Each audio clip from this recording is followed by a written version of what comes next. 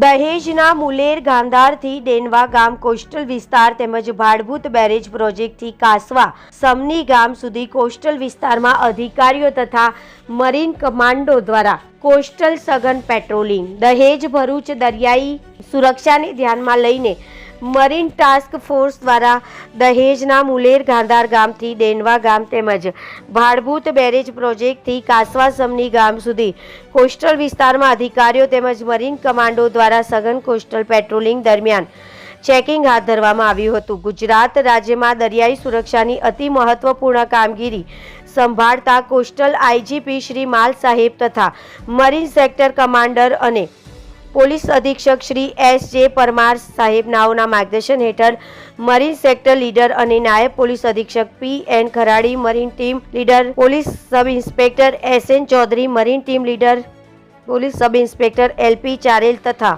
Marine commando સાથે તારીખ 3/1/2026 તથા 17/1/2026ના રોજ વાગરા તાલુકાના દહેજ કોસ્ટલ વિસ્તારમાં આવેલ મુલેર ગાંધાર ગામથી ડેનવા તથા ભાડભૂત બેરેજ પ્રોજેક્ટથી કાસવા સમની ગામ સુધીના દરિયાકાંઠા વિસ્તારમાં સઘન પેટ્રોલિંગ કરી મરીન કમાન્ડોની અલગ અલગ ટીમો બનાવી શંકાસ્પદ વ્યક્તિ, શંકાસ્પદ બોટ તેમજ અવાવરૂ જગ્યાઓનું સઘન ચેકિંગ હાથ ધરવામાં આવ્યું હતું।